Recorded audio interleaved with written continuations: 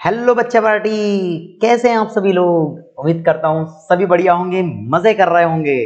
और आज हम करेंगे एक दासू क्लास की शुरुआत, जिसमें हम देखेंगे क्लास 11th मैथमेटिक्स के चैप्टर नंबर 1 समुच्चय के एक्सरसाइज 1.1 के सॉल्यूशन की।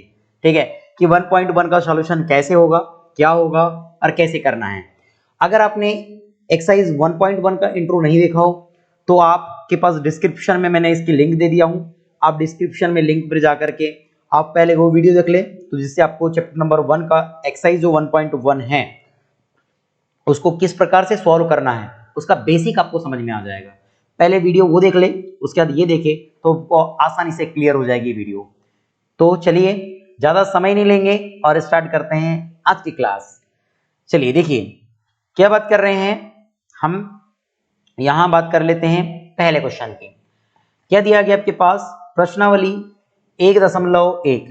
प्रश्नावली 1.1 में देखिए फर्स्ट क्वेश्चन क्या कहता है, निम्नलिखित में कौन से समुच्चय हैं, अपने उत्तर का औचित्य दीजिए। यानी इसमें से कौन से समुच्चय है ये बताना है, और है तो अपने उत्तर का औचित्य भी देना है, और समुच्चय नहीं है तो अपने उत्तर का औचित्य भी देना है। मतलब देने की जरूरत ही नहीं है, बोले नहीं है तो नहीं है। आई बात समझ में, आई बात समझ में। तो देखिए बड़ा प्यारा सा क्वेश्चन है। पहला वाला देखिए क्या दिया गया है, कहता है जे अक्षर से प्रारंभ होने वाले वर्ष के सभी महीनों का संग्रह। जे अक्षर से प्रारंभ होने वाले सभी महीनों का संग्रह आपको देखना है। तो क्या हो जाएगा, अब देखो क्या ये समुच्चय है, तो पहली बात तो ये समुच्चय है भैया। जे अक्षर से शुरू होने वाले जितने भी जे अक्षर से शुरू होने वाले जितने भी वर्ष के महीने वो भी अकाउंटेबल है। मेरे अकॉर्डिंग भी वही होगा, आपके अकॉर्डिंग भी वही होगा। और ये क्या बनेंगे, अगर मैंने इसको सेट ए लेकर के चला है, इसको सेट ए लेकर के चला है, तो सेट ए क्या होगा आपका, तो सेट ए होगा बच्चों, सेट ए होगा आपका, ए इज इक्वल टू क्या ले सकते हैं हम ए में, एक तो जनवरी है ना, फिर फरवरी, फरवरी मार्च अप्रैल मई जून है ना। जनवरी को आप ऐसे लिख दे, अगर आपको लिखना है तो आप जनवरी को ऐसे लिख सकते हैं, जनवरी। उसके बाद फरवरी मार्च अप्रैल मई जून, आपका जून आ गया। उसके बाद जुलाई आ गया, जुलाई के बाद अगस्त सितंबर अक्टूबर नवंबर दिसंबर। मतलब जनवरी जून और जुलाई ऐसे 3 महीने हैं जो जे से शुरू होते हैं। क्लियर है, तो हमने अपने उत्तर का औचित्य भी दे दिया कि ये हमारे पास क्या है, एक समुच्चय है। दूसरा, भारत के 10 सबसे अधिक प्रभावशाली लेखकों का संग्रह। बताओ ये आपका समुच्चय है क्या। अरे नहीं है मेरे भाई, नहीं है मेरे दोस्त। क्यों नहीं है, क्योंकि देखो सबसे ज्यादा प्रभावशाली अगर बात करूं मैं तो मेरे अकॉर्डिंग कोई और होंगे, मुझे कोई और लेखक पसंद होगा। हो सकता है मुझे हरिवंश राय बच्चन पसंद है, आपको नहीं हो, किसी और पर्सन को फिर से पसंद हो जाए, किसी और को नहीं हो। तो भैया ये क्या है, ये क्या है, प्रभावशाली लेखकों का जो संग्रह है वो आपका समुच्चय नहीं है, क्योंकि सभी के अकॉर्डिंग अलग अलग हो सकते हैं ना। ठीक है।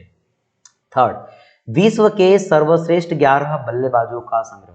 यार ये समुच्चय है क्या, ये भी समुच्चय नहीं है। देखो ना, मेरे अकॉर्डिंग कुछ और बल्लेबाज होंगे, आपके अकॉर्डिंग कुछ और होंगे। सिंपल सी बात है कि मैं कहता हूं मुझे सचिन बहुत पसंद है, सचिन बहुत अच्छा खेलता है। आप बोलोगे नहीं मुझे धोनी बहुत पसंद है, कोई बोलेगा मुझे विराट कोहली पसंद है। तो भैया सभी के अकॉर्डिंग तो अलग अलग होंगे ना।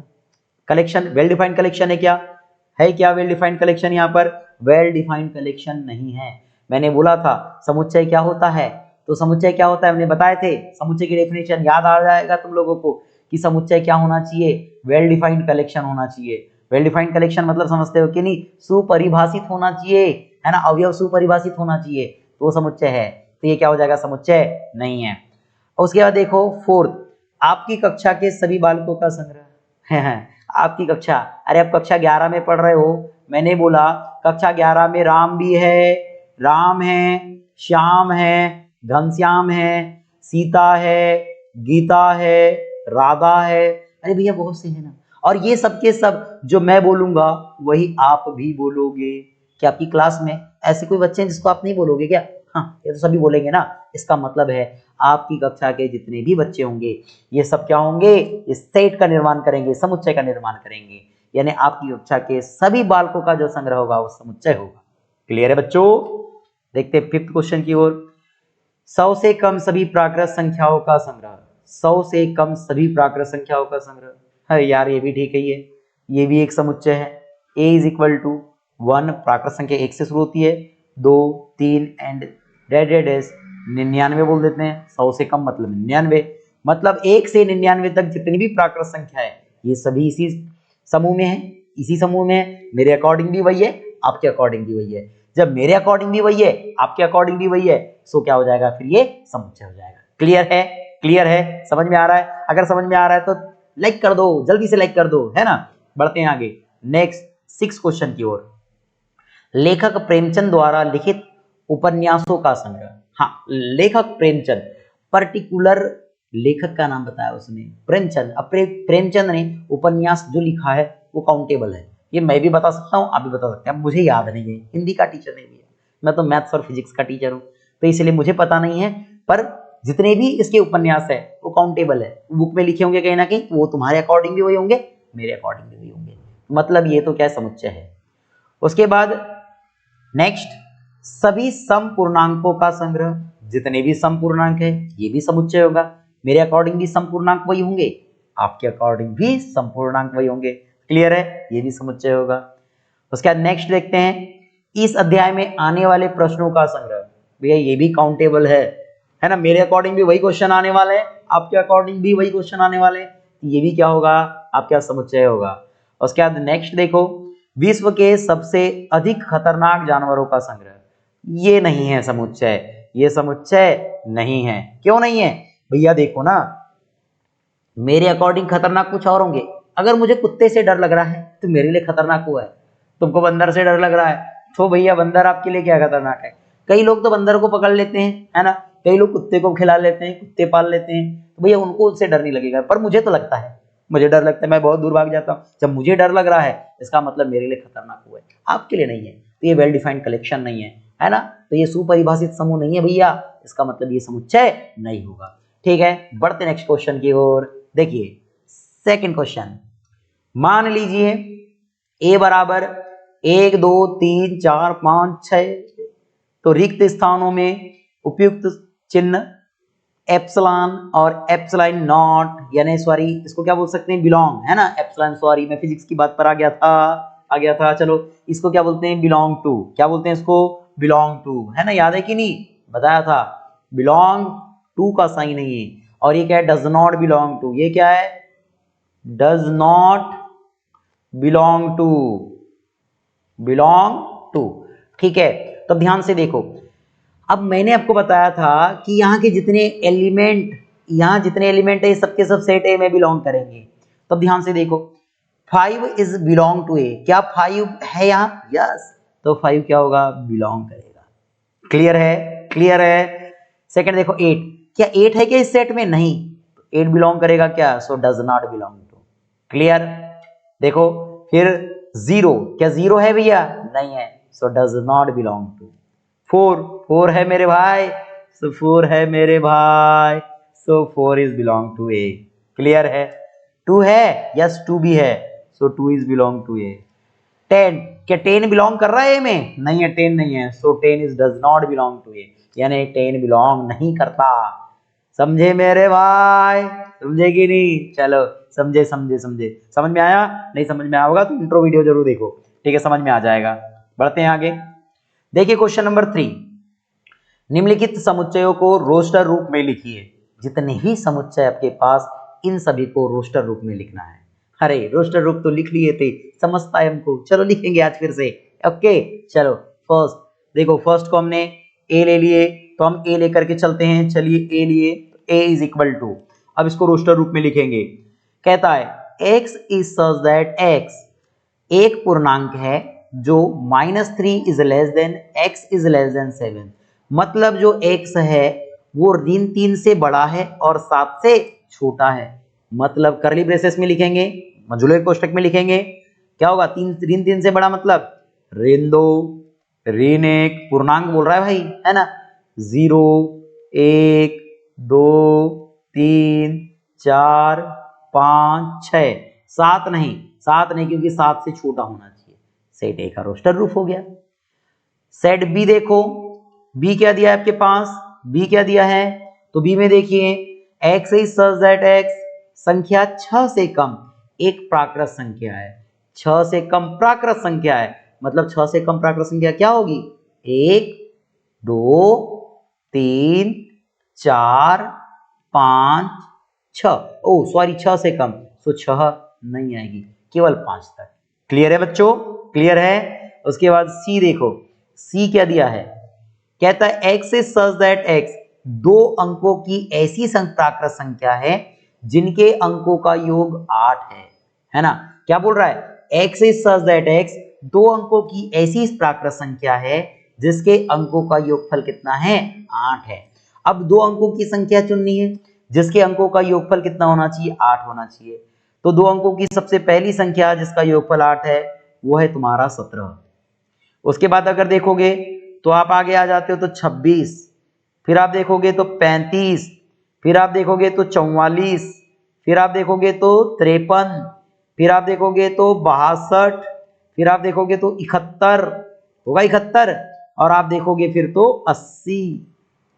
80 भी तो ऐसी संख्या है 2 अंकों की जिसके अंकों का योग 8 है। देख लो, जोड़ दो, 1 और 7 8, 2 और 6 8, 3 और 5 8, 4 और 4 8, 5 और 3 8, 6 और 2 8, 7 और 1 8, 8 और 0 8। क्लियर है बच्चों, क्लियर है, ठीक है। क्वेश्चन नंबर 4 में क्या कह रहा है, डी, एक सेट डी है, so D is equal to x is such that x, एक अभाज्य संख्या है जो संख्या 60 को की भाजक है। संख्या 60 की क्या है, भाजक है। क्या बोल रहा है, ध्यान से समझेंगे। d is equal to x is such that x, एक अभाज्य संख्या है, एक से एक अभाज्य संख्या है जो संख्या 60 की है ना भाजक है ना। 60 की क्या भाजक है, मतलब 60 को भाग दे सकते हैं, 60 को पूरा पूरा भाग दे सकते हैं। ऐसी कौन सी अभाज्य संख्या, एक अभाज्य संख्या।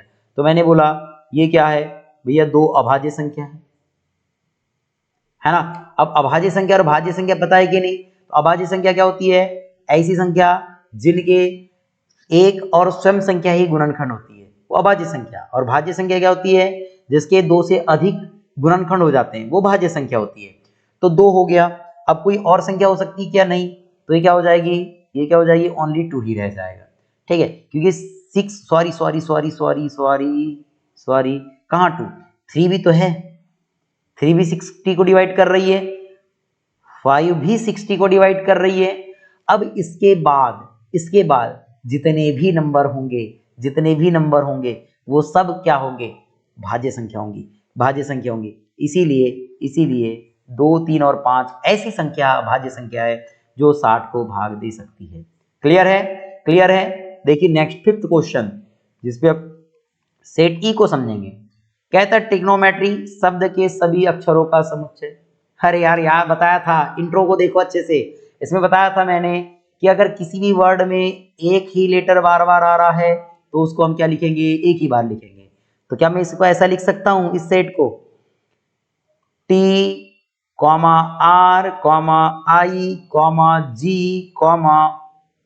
O, N, फिर से O आया, O को छोड़ दो, लिख चुके हैं आप, M, E, T पहले हो चुका, R भी हो चुका, तो सीधे वो आए। क्लियर है। वैसे ही अब हम लिखेंगे F सेट को।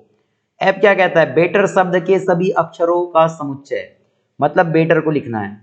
तो बेटर में देखो क्या लिखेंगे, B है, E है, T है, अब T 2 बार है नहीं लिखेंगे, E 2 बार है नहीं लिखेंगे, इसके बाद क्या है R है। क्लियर है, ये F सेट भी हो गया। तो इस प्रकार से हम क्या कर सकते हैं, किन्हीं भी सेट बिल्डर फॉर्म को, मतलब समुच्चय निर्माण रूप को रोस्टर रूप में लिख सकते हैं। क्लियर है, तो बढ़ते हैं नेक्स्ट क्वेश्चन की ओर। देखिए नेक्स्ट क्वेश्चन क्या दिया है, क्वेश्चन नंबर 4, निम्नलिखित समुच्चयों को समुच्चय निर्माण रूप में व्यक्त कीजिए। यानी जितने भी समुच्चय है हमारे पास, कौन से फॉर्म में, रोस्टर फॉर्म में है या सारणीबद्ध रूप में है, हमें इनको कौन से फॉर्म में लिखना है, समुच्चय निर्माण रूप में लिखना है। कोई बात नहीं है ना। अब देखो, क्या मैं इसे समुच्चय निर्माण रूप में ऐसे लिख सकता हूं, x is such that x is such that x क्या होगा, क्या होगा, x is such that x is equal to क्या हो जाएगा 3 into n for all n क्या होगा, n is equal to 1 2 3 and 4 only. लिख सकता हूं, मैं थ्योरेटिकल नहीं लिखूंगा भाई, समुच्चय निर्माण रूप को थ्योरेटिकल नहीं लिखूंगा, मैं मैथमेटिकल लिखूंगा, मुझे बहुत इजी लगता है और बच्चों को भी इजी लगना चाहिए। बार बार देखो, नहीं समझ में आएगा तो इजी लगेगा, ऐसे लिखो। क्लियर है, क्लियर है। आप इसको लिख सकते थे कि x is such that x क्या है, x क्या है, यहाँ पर x क्या है, 3 के गुणज है, और 3 के गुणज कहां तक है, कहां तक है, 12 तक है। ऐसी बात समझ में आई। अब इस बात को लिखेंगे, इस बात को लिखेंगे, क्या है 2 4 8 है ना, 2 4 8, उसके बाद कितना है 16, फिर कितना है 32 है, 32। इसका मतलब है, इसका मतलब है कि ये कहीं ना कहीं आप देखोगे तो ये x is such that x is equal to n raised to the power sorry 2 raised to the power n है, 2 raised to the power n है, for all n is equal to 1 2 3 4 and 5 है। नहीं समझ में आया, कोई दिक्कत नहीं, समझो समझो, इस बात को समझते हैं। अरे इस बात, ये बात समझ में आई थी कि नहीं। देखो, अगर मैंने 1 रखा तो 3 एकम 3, 2 रखूंगा तो 3 दूनी 6, 3 रखूंगा तो 3 3 9, 4 रखूंगा तो 4 तिया 12। वैसे देखो, 2 n की वैल्यू 1, जब 1 रखेंगे 2 पर 1 की घात मतलब 2, 2 रखूंगा 2 पर 2 की घात मतलब 4, 3 रखूंगा तो 3 पर यानी 2 पर 3 की घात मतलब 8, 4 रखूंगा तो 2 पर 4 की घात मतलब 16, और 5 रखूंगा तो 2 पर 5 की घात बराबर कितना होगा 32। ठीक है, ठीक है, बढ़े आगे।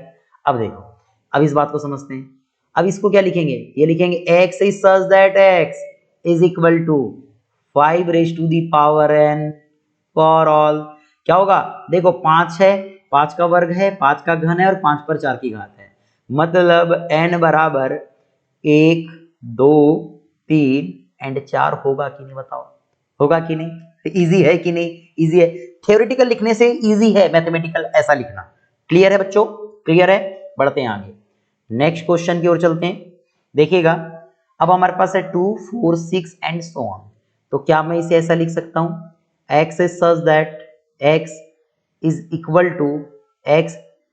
to हम लिख सकते हैं 2 n for all n is belong to natural number. अब देखो ना, n की वैल्यू 1 है, नेचुरल नंबर मतलब 1 2 3 4 एंड सो ऑन। इसको आप ऐसे भी तो लिख सकते थे कि x is such that x is equal to क्या होगा 2n for all n is equal to 1 2 3 and so on. Clear है। अरे n कैपिटल N मतलब नेचुरल नंबर, प्राकृत संख्या, मतलब 1 रखेंगे तो 2 एकम 2, 2 रखेंगे तो 2 दूनी 4, 3 रखेंगे तो 3 दूनी 6, ऐसे बढ़ते चले जाएगा। क्लियर है। अब लास्ट देखिए, लास्ट में क्या है 1 4 9 एंड 100, 1 4 9 एंड 100। अब ये कहीं ना कहीं तुमको दिख रहा होगा, कहीं ना कहीं तुम लोगों को दिख रहा होगा कि क्या है, ये आपके पास ऐसा है कुछ, x is such that x is equal to n raised to the power 2 है।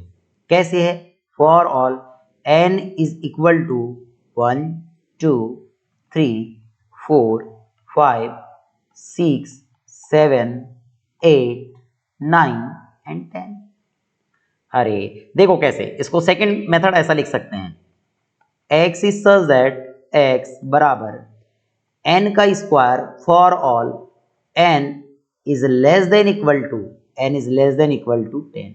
क्या ऐसा लिखा जा सकता है, सिंपल सा सुनो, n की वैल्यू क्या है 10 से कम और 10 के बराबर है। 1 रखूंगा तो 1 पर 1 की घात 1, सॉरी 2 की घात 1, 2 पर 2 की घात 4, 3 पर 2 की घात 9, 4 पर 2 की घात तो कितना आएगा 16।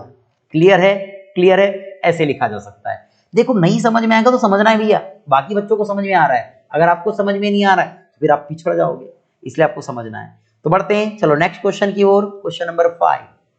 क्वेश्चन नंबर 5 क्या है आपके पास, निम्नलिखित समुच्चयों के सभी अवयवों यानी सदस्यों को सूचीबद्ध कीजिए। यानी सूचीबद्ध करना है, सिंपल सा है। अब इसके अवयवों को सूचीबद्ध करना है, इसका मतलब है आपको टेबुलर फॉर्म में ही लिखना है।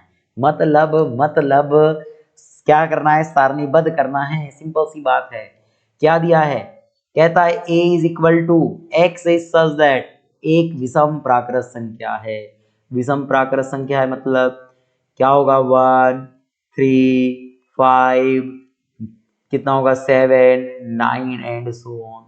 क्लियर है, क्लियर है। विषम प्राकृत संख्या ही तो लिखना था कि नहीं मेरे भाई, याद है कि नहीं, याद आ रहा है तुमको रील्स इंस्टाग्राम का, है ना, समझेगे नहीं मेरी जान, क्लियर है, समझो इस बात को, है ना। चलो मजाक करते हैं थोड़ा बहुत, ठीक है।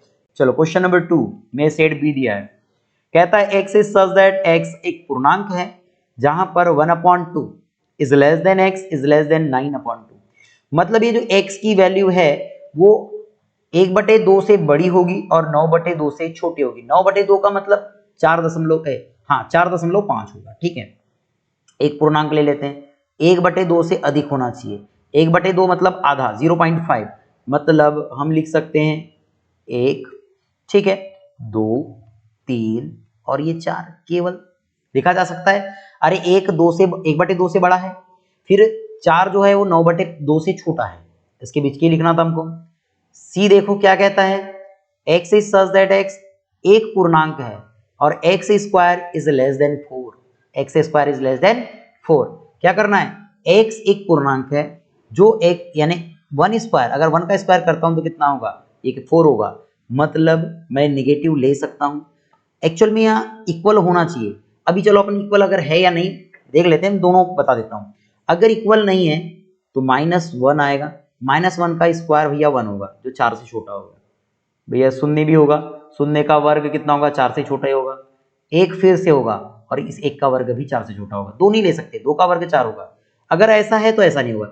हाँ, अगर यहाँ पर लेस देन इक्वल दोनों साइन रहता तब आपका सेट आता -2 -1 0 1 एंड 2 होता, क्योंकि देखो -2 का जो स्क्वायर है वो 4 ही होता और ये इक्वल का साइन आ रहा है, तब ये कॉन्सेप्ट आप लगा सकते हैं। क्लियर है बच्चों, यहां तक क्लियर है, कोई डाउट है नहीं है। देखो next question, d is equal to x is such that x loyal शब्द का एक अक्षर है।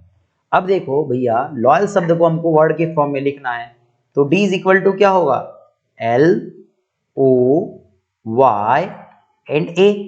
L को लिखना नहीं, L को 2 बार नहीं लिखते, क्लियर है यहां तक, ठीक। Fifth, E is equal to x is such that x वर्ष का एक ऐसा महीना है जिसमें 31 दिन नहीं होते।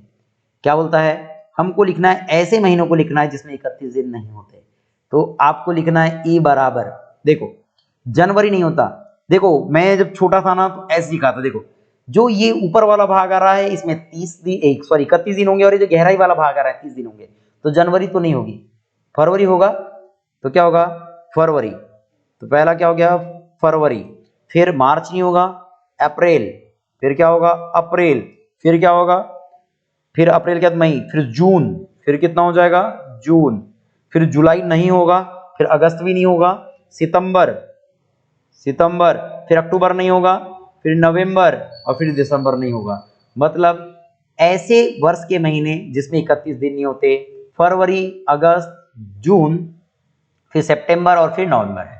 क्लियर है।